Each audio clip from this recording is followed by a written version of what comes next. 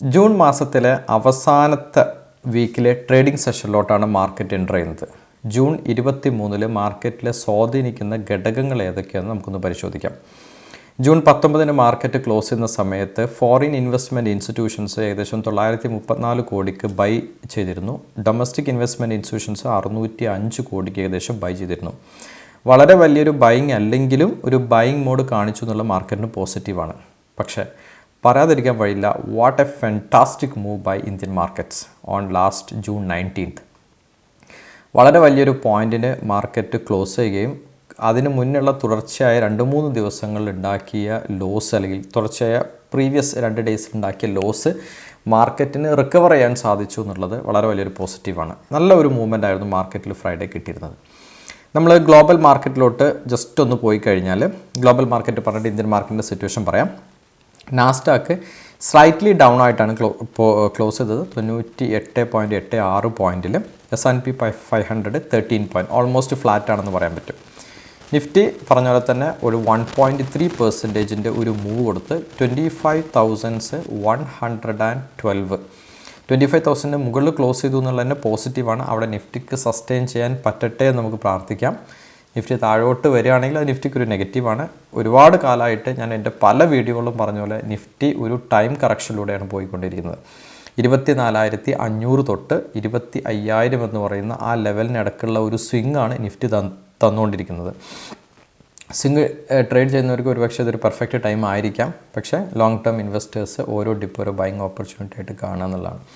India വിക്സിൽ നല്ലൊരു correction വന്നു 4.09. അത് മാർക്കറ്റിന് പോസിറ്റീവാണ്. കാരണം ഒരുപാട് സമയമായിട്ട് നിഫ്റ്റി 14.5 to 15 റേഞ്ചിലായിരുന്നു വിക്സ് അതിൻ്റെ വോളറ്റിലിറ്റി ഇൻഡെക്സ് ഇരുന്നത്. എന്നാൽ ഇപ്പോൾ ഒരു 13.6 വന്നു എന്നുള്ളത് മാർക്കറ്റിന് ആ ഒരു വോളറ്റിലിറ്റി കുറഞ്ഞു എന്നുള്ളതാണ്. ഈ ഒരു മൊമെൻറ്റം മാർക്കറ്റിന് കണ്ടിന്യൂ ചെയ്ത് മുന്നോട്ട് വരും ദിവസങ്ങളിൽ പോകാൻ സാധിക്കട്ടെ നമുക്ക് ആശ്വസിക്കാം.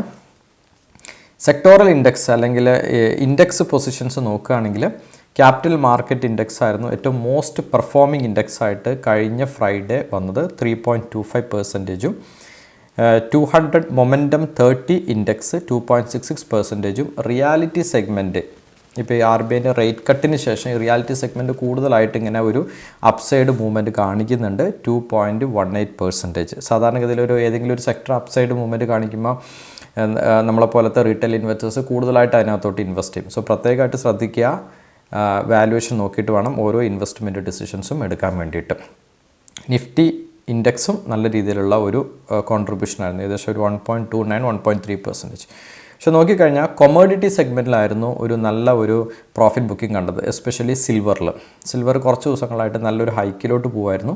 ഇപ്പോൾ കൊമോഡിറ്റി സെഗ്മെൻ്റ് ആയിട്ടുള്ള സിൽവർ, ഗോൾഡിൽ നല്ല രീതിയിലുള്ള പ്രോഫിറ്റ് ബുക്കിംഗ് വരികയും ഏകദേശം 1% ഗോൾഡും സിൽവറും ഫോളോ ചെയ്തു എന്നുള്ളത്. കാരണം ഏറ്റവും പീക്കിലോട്ട് ആ ഒരു ഇറാൻ ഇസ്രായേൽ വാർ എസ്കലേറ്റ് ചെയ്ത സമയത്ത് ഏറ്റവും നന്നായിട്ട് ഗോൾഡ് മുന്നോട്ട് പോയി. പിന്നെ അതിപ്പോൾ കുറച്ച് താഴോട്ട് വന്നുകൊണ്ടിരിക്കുന്നു എന്നുള്ളതാണ്. കാരണം ഏതൊരു അസറ്റും അതിൻ്റെ ഇൻട്രിൻസിക് വാല്യൂ വിട്ട് ഒരിക്കലും അത് പുറത്തു പോകാൻ ശ്രമിക്കില്ല എന്നുള്ളതാണ്. ഓക്കെ, ഇനി 1-2 പ്രധാനപ്പെട്ട ന്യൂസുകൾ നമ്മൾ അറിഞ്ഞിരിക്കേണ്ടതായിട്ടുണ്ട്. മാർക്കറ്റിനെ സംബന്ധിച്ചിടത്തോളം മാർക്കറ്റിൽ ഓൺ ബോർഡിലോട്ട് വരാൻ പോകുന്ന ഒരു IPO ആണ് HDFC ബാങ്കിൻ്റെ ഫൈനാൻഷ്യൽ സർവീസ് സെഗ്മെൻറ്റിൽ വരുന്ന HDB ഫിനാൻഷ്യൽ സർവീസ് എന്ന് പറയുന്നത്.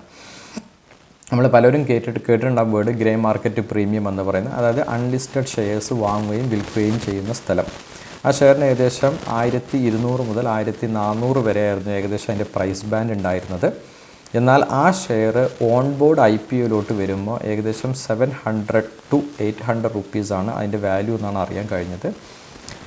അപ്പോൾ ഈ അൺലിസ്റ്റഡ് ഷെയർസിൽ ഇൻവെസ്റ്റ് ചെയ്യുന്നവർ പ്രത്യേകമായിട്ട് ശ്രദ്ധിക്കുക. അൺലിസ്റ്റഡ് ഷെയർസിൽ ഏകദേശം 1,400 രൂപ വില ഉണ്ടായിരുന്നൊരു ഷെയർ റിയൽ IPOയിലോട്ട് വരുന്ന സമയത്ത് 700 രൂപയാണ്. അപ്പോൾ അൺലിസ്റ്റഡ് ഷെയർസിൽ ഇൻവെസ്റ്റ് ചെയ്തവർക്ക് വരുന്ന നഷ്ടം ഭീമമാണ്.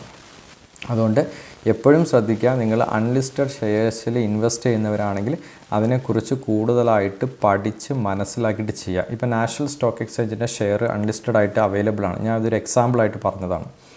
അതേപോലെ കൊച്ചിൻ ഇൻ്റർനാഷണൽ എയർപോർട്ടിൻ്റെ ഷെയർസ് എല്ലാം അവൈലബിൾ ആണ്. അപ്പോൾ ഇങ്ങനത്തെ അൺലിസ്റ്റഡ് ഷെയർസ് ഇതെല്ലാം വളരും, അല്ലെങ്കിൽ ഇതിനെക്കുറിച്ചൊന്നും കാര്യമായി പഠിച്ച് മനസ്സിലാക്കാതെ കൊണ്ടുപോയിട്ട് ഇൻവെസ്റ്റ് ചെയ്യരുത്.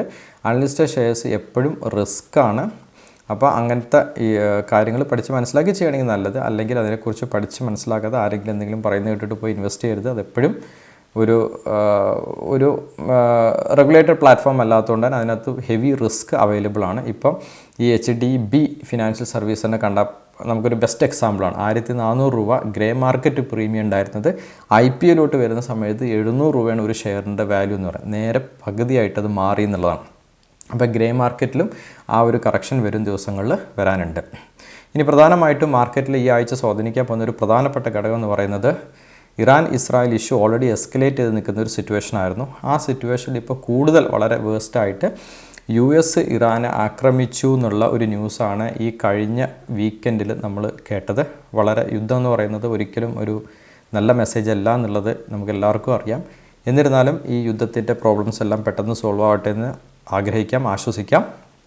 അതേസമയം ഈ ഇറാനെതിരെ US നടത്തിയ ഇനി ഇറാൻ അതിനെതിരെ ഒരു റിട്ടാലിയേഷൻ കൊണ്ടുവരികയാണെങ്കിൽ ഡെഫിനറ്റായിട്ടും ഇതിന് മാർക്കറ്റിനെ ഒരു ബാഡായിട്ട് രീതിയിൽ ബാധിക്കാനുള്ള സാധ്യതയുണ്ട്. അങ്ങനത്തെ ഒരു അവസ്ഥയിലോട്ട് പോകാതിരിക്കട്ടെ എന്ന് ആശ്വസിക്കാം. സ്റ്റിൽ ഇങ്ങനെ എന്തെങ്കിലും ഒരു മോശമായ ഒരവസ്ഥയിലോട്ട് വരികയും മാർക്കറ്റിൽ നല്ലൊരു ഡിപ്പ് വരികയും ചെയ്തു കഴിഞ്ഞാൽ long term investors, mutual fund investors എല്ലാവരും തീർച്ചയായിട്ടും നല്ല ഫണ്ടുകൾ, ക്വാളിറ്റിയുള്ള മ്യൂച്വൽ ഫണ്ടുകൾ എല്ലാവരും ഇൻവെസ്റ്റ്മെൻറ്റുകൾ കണ്ടിന്യൂ ചെയ്യാനായിട്ട് ശ്രമിക്കുക. ഇതൊരിക്കലും ഒരു റിഡീം ചെയ്ത് പുറത്തോട്ട് ഇറങ്ങുന്ന ഒരു സമയമല്ല എന്നും കൂടി നമ്മൾ ഓർക്കുക. മാർക്കറ്റിൽ ഇങ്ങനെയാണ്. മാർക്കറ്റ് എപ്പോഴും മുകളിലോട്ട് പോകും, എപ്പോഴും താഴോട്ട് പോകുന്ന ഒരു സംഭവമല്ല. മാർക്കറ്റിൽ വോളറ്റാലിറ്റി ഉണ്ടായിരിക്കും, വാല്യുവേഷൻ കറക്ഷൻ വരും, ടൈം കറക്ഷൻസ് വരും. ഇപ്പോൾ സംഭവിച്ചുകൊണ്ടിരിക്കുന്ന ടൈം കറക്ഷനാണ്. ഈ സമയം ഇത് കടന്നു പോകും. സോ എല്ലാ ആഴ്ചയിലും കഴിഞ്ഞ ഒരുപാട് വീക്സിൽ പറഞ്ഞ പോലെ തന്നെ, അല്ലെങ്കിൽ നമ്മൾ കാണുന്ന പോലെ തന്നെ 24,500 എന്ന് പറയുന്ന നിഫ്റ്റിയുടെ സ്ട്രോങ് സപ്പോർട്ടും 25,200 എന്ന് പറയുന്ന നിഫ്റ്റിയുടെ സ്ട്രോങ് റെസിസ്റ്റൻസുമാണ്. ഈ റെസിസ്റ്റൻസ് മറികടന്ന് നിഫ്റ്റിക്ക് ഈ യുദ്ധത്തിൻ്റെ പ്രശ്നങ്ങളെല്ലാം അഭിമുഖീകരിച്ച് മുന്നോട്ട് പോകാൻ സാധിക്കട്ടെ എന്ന് നമുക്ക് വിശ്വസിക്കാം. ഓക്കെ, സോ അടുത്ത ആഴ്ചയിൽ എങ്ങനെ മാർക്കറ്റ് ബിഹേവ് ചെയ്യുന്നു എന്നുള്ളത് 25,200 ക്രോസ് ചെയ്യാൻ നിഫ്റ്റിക്ക് സാധിക്കുമോ എന്നുള്ളത് നമുക്ക് കാത്തിരുന്ന് കാണാം.